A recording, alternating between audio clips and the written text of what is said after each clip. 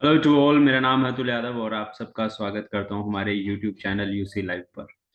और आज के इस सेशन में हम लोग डिस्कस कर रहे हैं, जैसा कि पिछले क्लासेस में हम लोग अलजेब्रा पढ़ते आ रहे हैं, तो अलजेब्रा का ही एक बेसिक कॉन्सेप्ट है, कॉन्सेप्ट ऑफ सिमेट्री। यानी अलजेब्रा के जो क्वेश्चंस अमूमन तौर पर देखे जाते हैं एसएससी में, उनमें बहुत सारे ऐसे क्वेश्चंस मिलेंगे जहां पर ये कॉन्सेप्ट ऑफ सिमेट्री डायरेक्ट लगता हुआ आप लोगों को दिखेगा। हालांकि आइडेंटिटी बेस्ड अलजेब्रा के क्वेश्चंस काफी पूछे जाने लगे हैं आजकल, लेकिन इससे पहले जो एसएससी पैटर्न यूज करती थी वो जनरली कॉन्सेप्ट ऑफ सिमेट्री पे आधारित क्वेश्चंस को ज्यादा फॉलो करती थी। तो हमें उस पैटर्न को भी समझने की आवश्यकता है कि भाई वो सिमेट्री वाला कॉन्सेप्ट क्या कहता है, यानी किन क्वेश्चंस में आप कॉन्सेप्ट ऑफ सिमेट्री का इस्तेमाल कर सकते हैं और किन क्वेश्चंस में आपको थोड़ी सावधानी बरतनी पड़ेगी या फिर वैल्यू मेथड का इस्तेमाल करेंगे। तो इस सेशन में हम लोग कॉन्सेप्ट ऑफ सिमेट्री को जानने का प्रयास करेंगे कि भाई कॉन्सेप्ट ऑफ सिमेट्री क्या होती है और किस तरीके से आप क्वेश्चन को देखकर ये समझ पाएंगे कि हाँ भी इस क्वेश्चन के अंदर जो है कॉन्सेप्ट ऑफ सिमेट्री एप्लीकेबल है, लगने वाली है, नहीं लगने वाली है। तो टाइम को ज़्यादा ज़ाया ना करके हम आज का ये सेशन शुरू करते हैं। So let's have a look. देखिए, कॉन्सेप्ट ऑफ सिमेट्री में हमें क्या सीखना है। कॉन्सेप्ट ऑफ सिमेट्री में बेसिकली हमें सीखना है कि किन क्वेश्चंस पर आप देखकर ये बता सकते हैं कि सिमेट्री का कॉन्सेप्ट है। और जाहिर सी बात है, जैसे कि नाम आपको बता रहा है सिमेट्री, यानी आप बिल्कुल अगर ध्यान से देखेंगे तो समझ में आएगा भाई सिमेट्री का मतलब क्या होता है, जो सिमेट्रिकल हो। यानी आपको देख क्वेश्चन को देखेंगे तो आपको खुद ही समझ में आने लगेगा कि किस तरीके से सिमेट्री का पैटर्न फॉलो हो रहा है। मान के चलिए अगर मैं लिख रहा हूँ यहाँ पर A minus B bracket A plus B plus C plus B minus C bracket divided by A plus B plus C minus A bracket A plus B plus C. क्या आपको यहाँ से इस पैटर्न को देखकर ये बात तो बिल्कुल जाहिर सी बात है, आपको समझ में आ रही होगी क्या एक साइक्लिक ऑर्डर चल रहा है।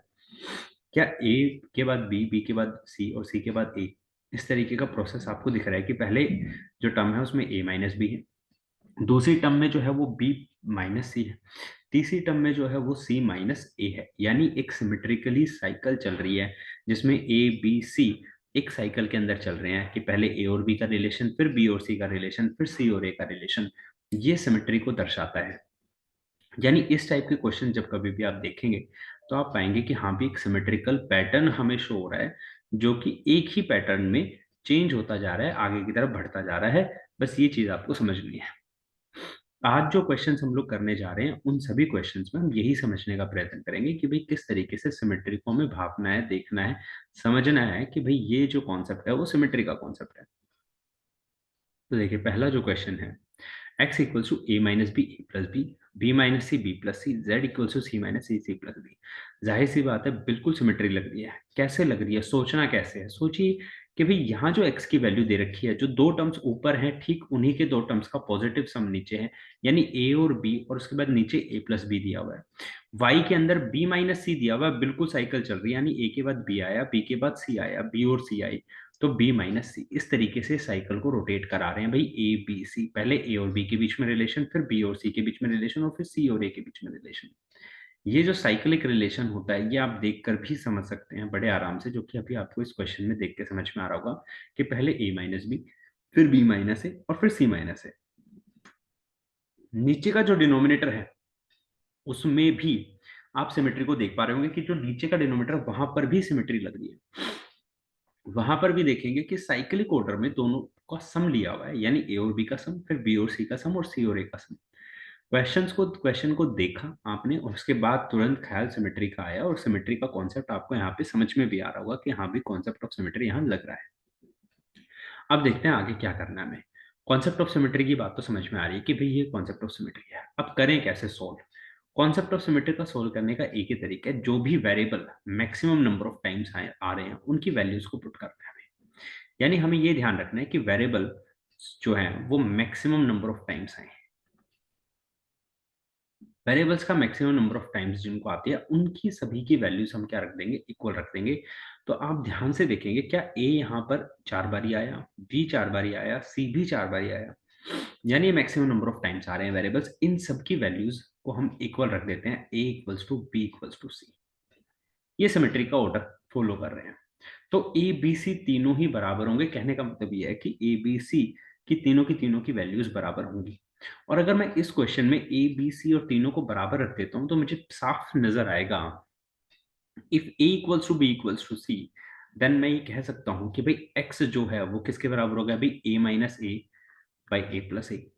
यानी a माइनस ए का मतलब zero, zero by two A which is equals to again zero. अब x भी जीरो हो जाएगा, y भी जीरो हो जाएगा और z भी क्या हो जाएगा भाई, जीरो हो जाएगा। अगर ये तीनों जीरो हो जाएंगे तो ऊपर की जो टर्म्स है वो आप देख पा रहे होंगे, वन माइनस एक्स यानी one minus zero, one minus zero, one minus zero यानी one, one multiply by one multiply by one, और नीचे भी देखेंगे तो क्या आ जाएगा भाई, one multiply by one multiply by one यानी one by one which is equals to one. तो भाई पहले का जो सही उत्तर है वो है ए ऑप्शन, यानी आंसर हमारे पास कितना आ गया, वन आ गया। इस तरीके से क्वेश्चन को समझने का प्रयास करना है। कॉन्सेप्ट ऑफ सिमेट्री में बस इतना सा हमें समझना था। साधारण शब्दों में मैं आपको समझाऊं तो कॉन्सेप्ट ऑफ सिमेट्री में बस आपको इतना ही समझना है कि आपने क्वेश्चन देखना है। क्वेश्चन देखने के बाद अगर आप ये चेक कर पा रहे हैं कि हाँ भाई यहाँ पे सिमेट्रिकल ऑर्डर में ही क्वेश्चन को आगे बढ़ाया गया है, यानी x के बाद a minus B A plus B, Y के बाद b minus C B plus C, z की value c minus C C plus B, साफ साफ दिख रहा है कि भाई सिमेट्रिकल पैटर्न को फॉलो किया गया है। जब कभी भी ऐसे सिमेट्रिकल पैटर्न को फॉलो किया जाए तो वेरिएबल्स को हम इक्वल रखते हैं, यानी a equals to B equals to C रखेंगे और उसी के बेसिस पर क्वेश्चन को सॉल्व करने का प्रयास करेंगे, जैसा कि अभी आपके सामने स्क्रीन पर है। तो x की वैल्यू a और b और c को बराबर रखने पर x जीरो बन जाता है, y भी जीरो बन जाएगा और साथ के साथ z भी जीरो बन जाएगा। ये तीनों अगर जीरो बन जाएंगे तो जो पूछा गया है उसमें अगर हम इन तीनों की वैल्यू पुट करते हैं तो हमारे पास रिजल्ट क्या आएगा, वन आएगा। आगे चलते हैं नेक्स्ट क्वेश्चन में। ठीक है भाई, तो नेक्स्ट क्वेश्चन हमारे पास ये है, x equal to B plus C B minus C C plus A C minus A plus B A minus B. ठीक सामने अगर आप देख पा रहे होंगे तो यहाँ पर भी सिमेट्रिकल ऑर्डर पैटर्न फॉलो हो रहा है कि भाई बी के बाद सी, बी के बाद सी, अंदर जो पावर है वो पॉजिटिव है, बाहर जो पावर है सेम ही नंबर की नेगेटिव पावर दे रखी है, फिर positive C plus A C minus, और एक साइकिल भी आप देख पा रहे होंगे कि भाई बी और सी, फिर सी और ए, और फिर ए और बी की साइकिल चल रही है। यानी साइकिल को यहाँ से शुरू किया गया है, ए बी सी है भाई, साइकिल आपकी यहाँ से शुरू कर दी, बी और सी, बी और सी के बाद सी और सी और ए के बाद क्या आ जाएगा भाई, ए और बी। इस तरीके से साइकिल को चलाया गया, अंदर पॉजिटिव टर्म्स उन्हीं साइकिल में और बाहर उसी का नेगेटिव टर्म। तो ऐसे केसेस में क्या करते हैं भाई, ऐसे केसेस में a equals to B equals to C put करेंगे, यानी a की वैल्यू, b की वैल्यू और c की वैल्यू क्या है भाई, तीनों की वैल्यू बराबर है। और अगर ये तीनों बराबर हैं, तीनों बराबर हैं तो भाई क्या होने वाला है, अगर मैं यहाँ पर वैल्यू पुट कर देता हूँ x raise to power b और b प्लस सी सबको a रख देते हैं तो यहाँ पे मुझे दिखेगा भाई a प्लस ए, और सामने क्या दिखने वाला है भाई a माइनस ए। अगर मैं जैसे ही a माइनस ए करने वाला हूँ तो रिजल्ट मुझे क्या मिलने वाला है भाई, जीरो मिलेगा, यानी इसकी पावर जीरो, इसकी भी पावर जीरो, ये भी जीरो बन जाएगा, ये भी जीरो बन जाएगा क्योंकि इक्वल है, और इक्वल को अगर आप सब्ट्रैक्ट करोगे तो ये भी क्या बन जाएगा, जीरो, यानी सबकी पावर जीरो, तो one multiply by one which is equal to what. So the correct answer is one. भाई सही उत्तर क्या हो जाएगा हमारे पास, वन आ जाएगा, ये हमारा करेक्ट आंसर होगा। बिल्कुल आसानी से आप लोग समझ पा रहे होंगे कि जैसे ही सिमेट्री दिखेगी हमें सीधा सीधा कॉन्सेप्ट क्या लगाना है, अभी वन लगाना है। अब ये जो सिमेट्री के क्वेश्चंस है ये बहुत आसान तरीके से तो हम लोगों ने करके देख ली, बहुत इजी क्वेश्चंस को कैसे प्रैक्टिस किया और उसके बाद डायरेक्ट आंसर भी मिल गया। लेकिन कुछ क्वेश्चंस ऐसे आएंगे जहां पर आप फंसेंगे सिमेट्री के पैटर्न को लगाते हुए, जहां पे बहुत हेल्पफुल भी है, बहुत कारगर भी है, बहुत डिफिकल्ट क्वेश्चंस को सॉल्व करने के लिए कॉन्सेप्ट ऑफ सिमेट्री बहुत यूजफुल भी टूल है। ये बात भी आपको इन क्वेश्चंस को सॉल्व करने के बाद समझ में आने लगेगी कि भाई कॉन्सेप्ट ऑफ सिमेट्री कितना कारगर टूल जो है वो हमारे लिए है। इस क्वेश्चन को जब आप देखेंगे तो पता लगेगा भाई X square plus Y square करके हमने वैल्यू किसके बराबर रखी है, जेड प्लस वन के बराबर, यानी जो दो टर्म्स आगे हैं उनको छोड़कर तीसरा टर्म लिया गया है सम के अंदर, ये बात हमें समझ में आ रही है। अगर एक्स वाई जेड की मैं साइकिल को देखता हूँ तो मुझे साफ दिख रहा है कि भाई एक्स वाई जेड की कंप्लीट साइकिल इन्होंने पहले क्वेश्चन में यूज की हुई है। क्या है भाई, एक्स का स्क्वायर वाई का square result equals to Z plus one. अगर मैं Y square plus Z square करूंगा result equals to X plus one, यानी नेक्स्ट टर्म आप खुद भी लिख सकते हैं। कॉन्सेप्ट ऑफ सिमेट्री का यही फायदा है, जब आप कॉन्सेप्ट ऑफ सिमेट्री को समझने लगेंगे तो आप साथ के साथ ये भी समझने लगेंगे कि सिमेट्रिकल क्वेश्चंस को आप खुद से भी डिजाइन कर सकते हैं, जैसा कि इस क्वेश्चन में दिख रहा है। लास्ट के दो टर्म, जैसे मैंने दो टर्म पढ़े, थर्ड टर्म मेरे माइंड में खुद आ गया, Z square plus X square equals to Y plus one आएगा, यानी वाई और प्लस वन आने वाला है। अगर ऐसा केसेस कभी भी होते हैं भी जिस तरीके से कॉन्सेप्ट ऑफ सिमेट्री यहाँ पे यूज होता हुआ दिख रहा है, तो हम देखेंगे क्या कहेंगे कि भाई x equals to Y equals to Z, भाई तीनों के तीनों बराबर हैं।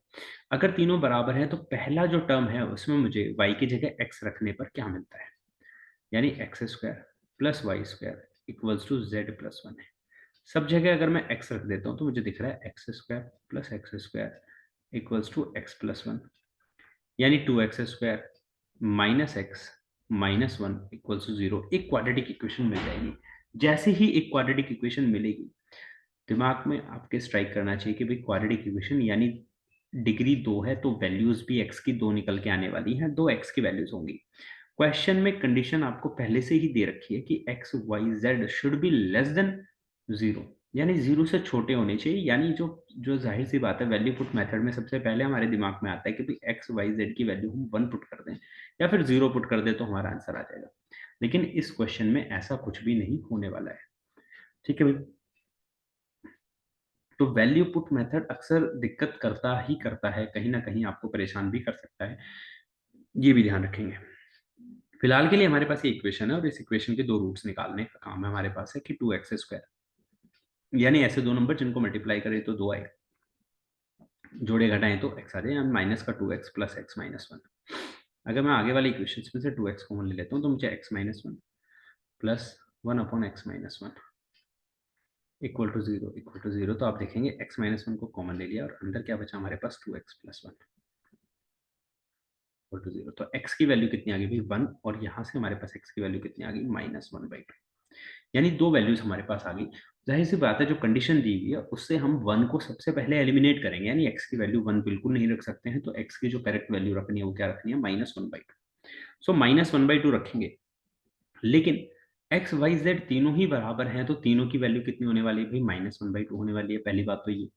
और अगर तीनों के तीनों बराबर हैं तो मैं क्या लिख सकता हूँ इसको, 3 times of X Y plus two, क्योंकि तीनों के तीनों टर्म्स बराबर हैं। और अगर ये तीनों के तीनों टर्म्स बराबर हैं और एक्स वाई जेड बराबर हैं तो मैं एक चीज और चेंज कर देता हूँ, 3 मल्टीप्लाई बाय एक्स अपॉन में एक्स प्लस टू।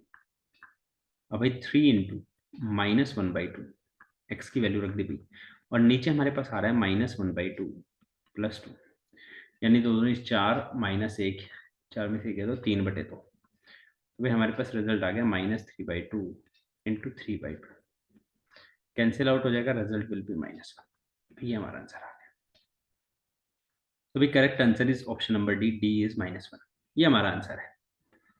इस तरीके से क्वेश्चन को सोल्व करने का प्रयास करना है, चीज़ों को समझना है। बहुत सारे क्वेश्चंस ऐसे मिलने वाले हैं जहां पर ये वैल्यू ऑफ सिमेट्री जो है बहुत ही बढ़िया काम करता हुआ दिखेगा आपको, बहुत ही इजीली क्वेश्चंस को आप अप्रोच कर पाएंगे सिमेट्रिकल बेस्ड अगर आप चलेंगे। तो सिमेट्री दिख रही थी, एक्स वाई जेड को बराबर रखा, बराबर रखने पर इक्वेशन बन गई क्वाड्रेटिक, तो क्वाड्रेटिक इक्वेशन को फॉलो करेंगे, वैल्यूज निकालेंगे, क्योंकि कंडीशन दी हुई है, वैल्यू पुट मेथड कारगर नहीं रहेगा। कंडीशन दे रखे है भाई X Y Z should be less than zero, ये लेस देन जीरो से ये जो तीनों नंबर है वो जीरो से छोटे होने चाहिए, यानी जीरो और एक तो रख ही नहीं सकते, जो कि अमूमन तौर पर वैल्यू पुट मेथड में हम रखते हैं। सोल्व करने पर आपको दो वैल्यूज मिलेंगी, एक्स की वैल्यू 1 और -1/2, उनमें से वो एक वैल्यू पिक करनी है जो कंडीशन को भी सेटिस्फाई करे, जो कि -1/2 थी। वैल्यू को पुट करने के बाद आप आंसर करेंगे, आप ये देखेंगे कि अगर तीनों टर्म सिमेट्रिक हैं तो पहले ही टर्म को 3 से मल्टीप्लाई करने पर हमें फाइनल रिजल्ट भी मिल जाएगा, यानी 3 गुना करना है। सिमेट्री का मतलब है तीनों के तीनों टर्म बराबर हैं, पहला दूसरा तीसरा टर्म अगर बराबर है तो अगर 2 को 3 बार जोड़ने के बजाय आप 3 से भी गुना कर सकते हैं। ये बात आपके अंदर, ये आपको कॉमन बेसिक बात पता होनी चाहिए कि भाई अगर मैं 2 को 3 बार जोड़ूं या फिर 3 को 2 से गुना कर दूं तो बात एक ही होती है, दो वो तार इक्वल। आगे चलते हैं नेक्स्ट क्वेश्चन में।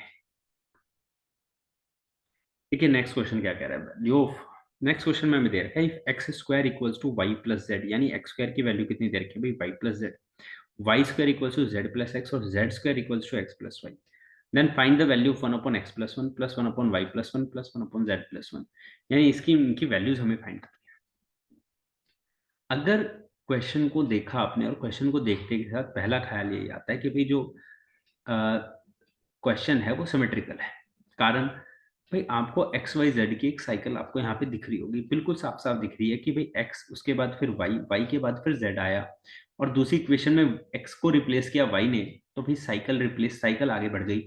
y के बाद z आएगा, z के बाद x आएगा, तो सेकंड जो टर्म लिखा हुआ है वहां लिखा हुआ है Y square equal to Z plus X. Third जो टर्म लिखा हुआ है वहां लिखा हुआ है Z square equal to X plus Y.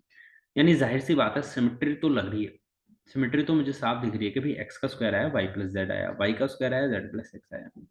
जैसे ही आपको ये बात क्लियर होती है कि भाई सिमेट्री लग रही है, दूसरी बात आपको क्या लिखनी है, अगर ये सिमेट्री है तो x बराबर होगा y के और y बराबर होगा z के, यानी तीनों के तीनों बराबर होंगे। और अगर तीनों बराबर होंगे तो हम पहली टर्म में रख के एक कंडीशन को इजाद कर लेते हैं, भाई X square equal to Y plus Z दिया हुआ है।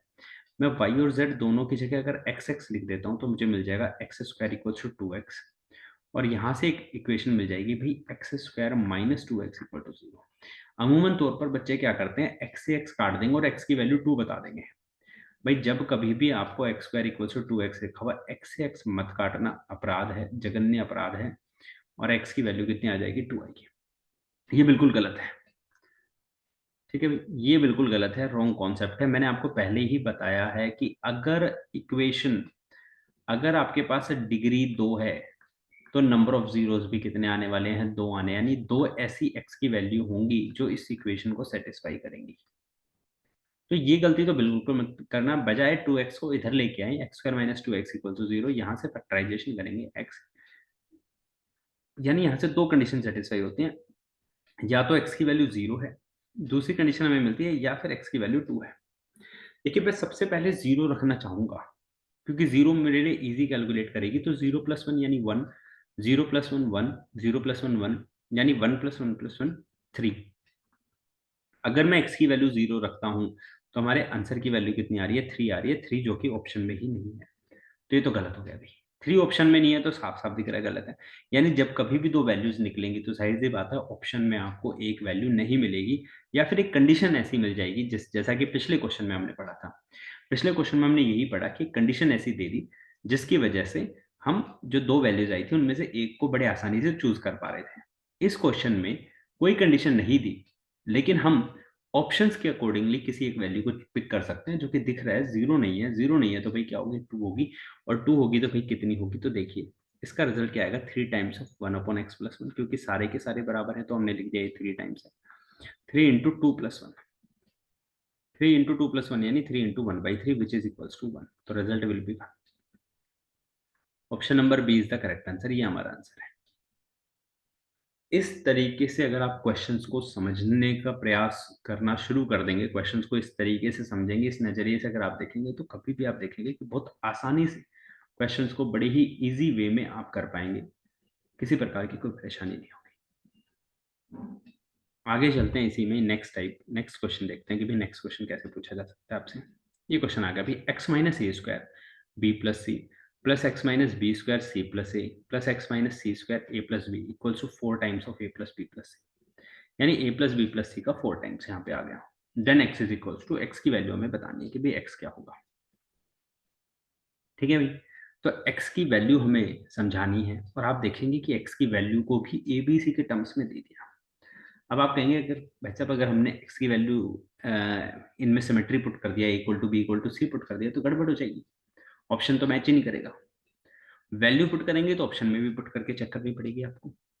जाहिर सी बात है जब कभी भी ऑप्शंस वेरिएबल में आ जाएंगे तो वैल्यू पुट के दौरान हम वो वैल्यूज को ऑप्शंस में भी चेक करते हैं, और एक बार ये भी चेक करते हैं कि क्या उन वैल्यूज के रखने की वजह से क्या दो ऑप्शन सेम आ रहे हैं। अगर दो ऑप्शन सेम आ जाते हैं तो आप वैल्यू पुट मेथड का इस्तेमाल नहीं कर पाएंगे। लेकिन कॉन्सेप्ट ऑफ सिमेट्री में आप इससे बचेंगे, सीधा सीधा बचेंगे, कि आपको कभी भी ऐसा नहीं मिलेगा कि दो ऑप्शन सेम आ जाए, आप एक्यूरेट आंसर तक ही पहुंचेंगे, पहली बात। चलिए तो अभी तो फिलहाल के लिए ये बात समझ में आनी चाहिए कि क्या ये सिमेट्रिकल है या नहीं है।